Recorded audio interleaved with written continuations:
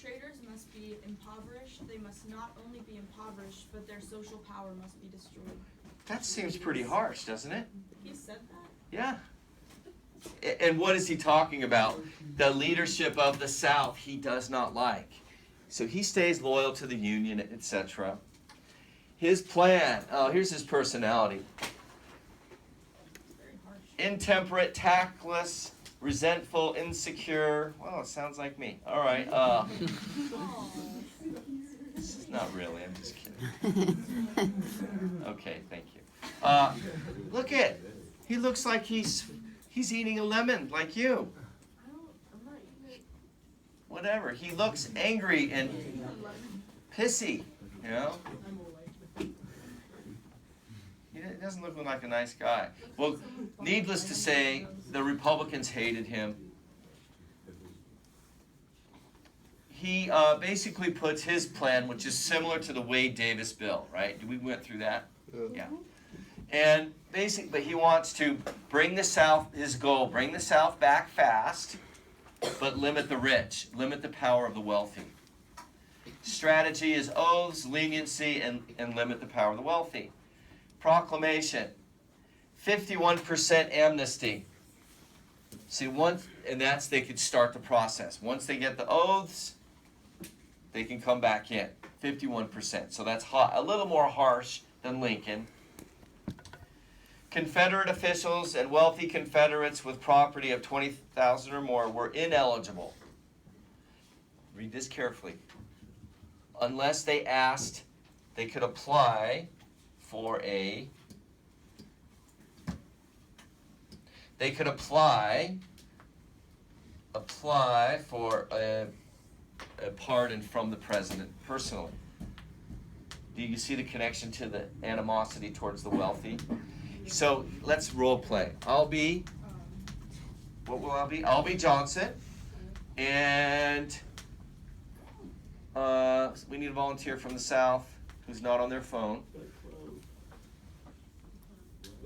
Russ. Go ahead. Oh, am I supposed to? You're going to be one of these wealthy Confederates wanting to participate in the Union again. Oh, yeah. I would like to be in the Union. Say please. Please.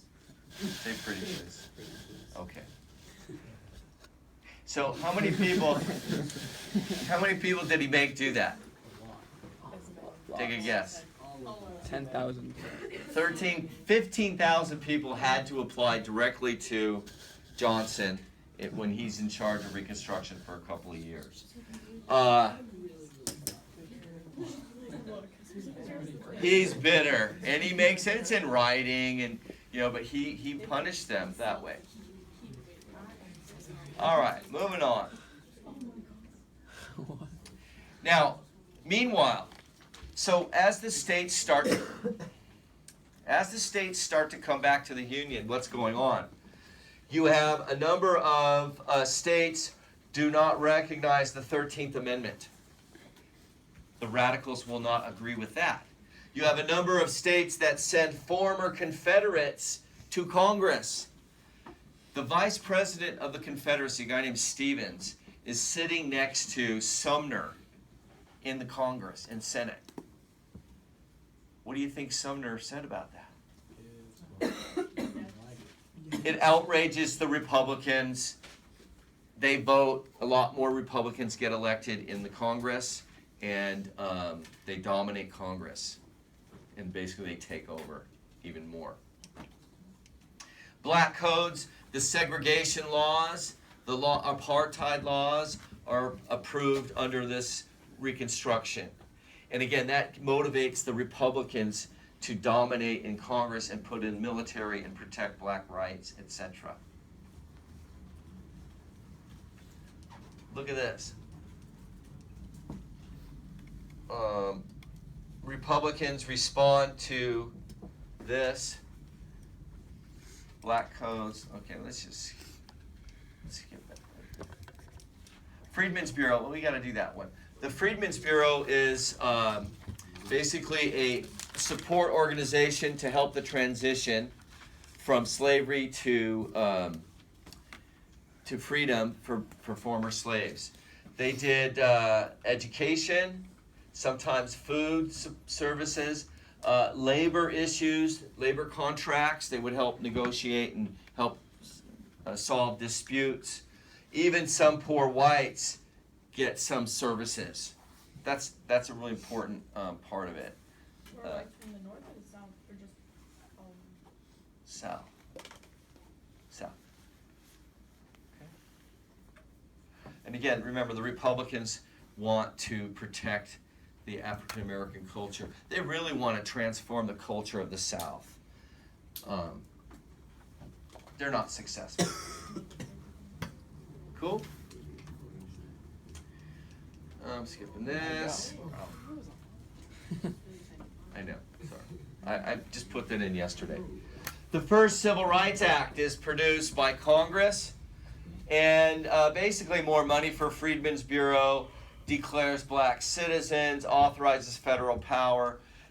Johnson vetoes it, and this is going to relate to why they want to impeach him. They want to get rid of him. He's stopping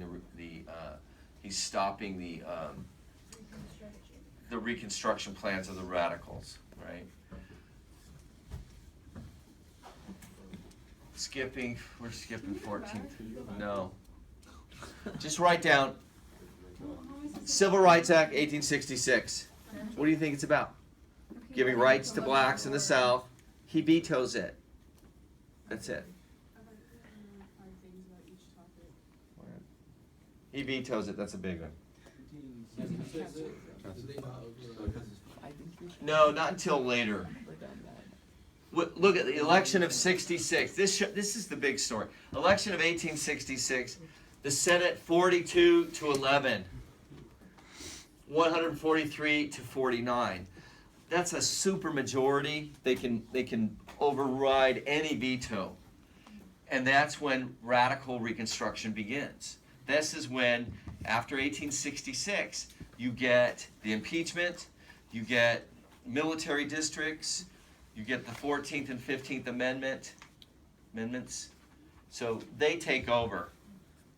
Over the 1867, over the veto, support freedmen, punish the Southern leadership. These are the guys, Thaddeus Stevens and Sumner.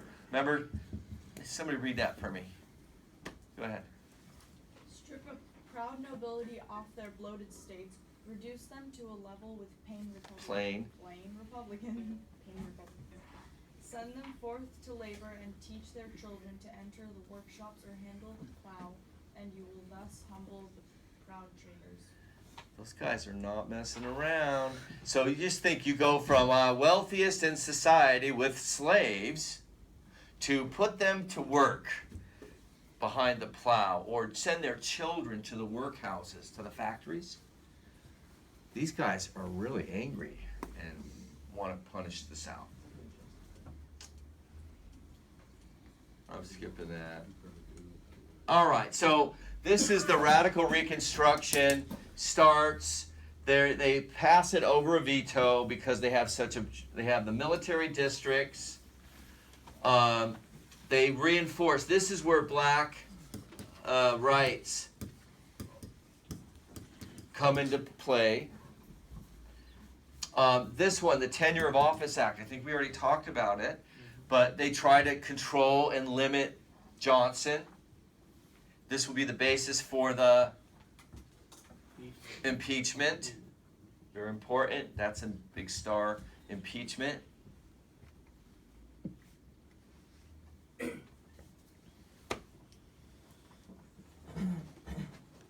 Yeah. Oh, this is a great one. This is a great slide. You guys ever heard these terms, carpetbagger and scalawag? You ever heard that? Yeah. Of course you have, because you read the chapter. Okay, everybody repeat. Carpetbagger. Carpetbagger. All right, scalawag. Scalawag. Okay, so real easy. A carpetbagger is someone from the north who goes to the south to exploit the problems of the south. To exploit the south. To get rich off the south during Reconstruction. You know why they call them carpetbaggers? Because they carried these bags that look like they were made out of carpet. Okay, it's a term used for a foreigner or someone who's not from the area coming in to take advantage of them and abuse the residents of that location. How did it, I can. how did they exploit some? They basically are the Reconstruction Northerners who go south. So it's a southern perspective. It's an epithet, right? You know what that is? An epithet. It's like a pronoun, a derogatory pronoun you use for somebody. You want to hear a connection to today? All the Hillary voters and some Republicans would call Trump a carpetbagger. He's coming down to Washington, and he really doesn't belong there. Some people would say that. Do you see the reference? No? The people who say he's illegitimate. A lot of Democrats and some Republicans even would resent him because he's not a traditional Republican, right? And they would say, oh, he's a carpetbagger. He's someone who's coming in, he doesn't belong here, but he's taking over. Get it? A scalawag is someone from the South who supports Reconstruction, who's working with the Yankees. That's scalawag, someone who's working with them, kind of a collaborator, right? So those are the two terms. We got the 15th Amendment we already did. Positive things under Reconstruction in this era, we have black rights. Blacks participate for the first time. We have Hiram Revels as the first black senator. Freedmen's Bureau helps a lot of people. There's some economic development for blacks. There are some black communities that flourish. Blacks own land in the South. So there's some mixing of, social social mobility. Congress is enforcing rights for blacks. They're suppressing the KKK. KKK emerges in this era. That's a negative. Remember, the KKK was Nathan Bedford Forrest. He's basically from Mississippi, and he creates this terrorist organization to terrorize blacks, to reduce their participation. If blacks were trying to vote, they would harass them as much as they could. After the war, remember the timeline where we go 65, 77, and then after?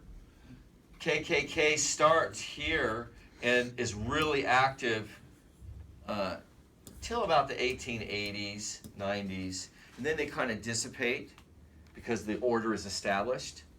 They come back in the 1920s in a different form. We'll talk about that later. But so they're in this era, in the late 19th century, they're a terrorist organization, white supremacists, to intimidate and prevent blacks from voting, as well as from keeping the social order through violence. Did they have like congressmen too? Not like that, no. They're a terrorist organization at this time. So they don't- In the 20s, That's when they had this thing. in the 20s, it becomes it's a national movement, anti-immigrant movement mostly. It's not the same KKK as this one. It's when we get to it, I'll explain. It's called the new KKK. Which one's the one from the 50s and 60s? The one we have today is the traditional white supremacist Can you go movement. back for a second? Is that like the one that was started here? Yes and no. The one that starts in this era is strictly to harass and limit African Americans from exercising their rights. Okay? That's the late 19th century. When we get to the modern era, 50s and 60s, they're just a hate group, similar to what they are today. They still engage in, terroristic kind of Are they activities. like violent there? Like burning things? Here, yeah. Lynching, lots of lynching. We'll get to that. All right. The negative things, we got segregation. You remember? Do we go over Jim Crow? The term Jim Crow. Everyone say Jim Crow. Jim Crow is a metaphor for slavery. Okay? Jim is a traditional black slave name. and crow is a black bird, right?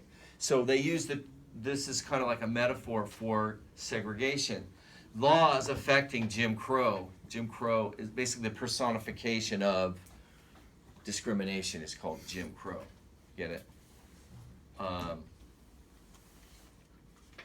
Yeah. Why do they call themselves Ku Klux? Like, what does that mean? I'm not an expert on the KKK, so It's it's a reference to some other thing. I don't know. Wikipedia has all that. Let's see.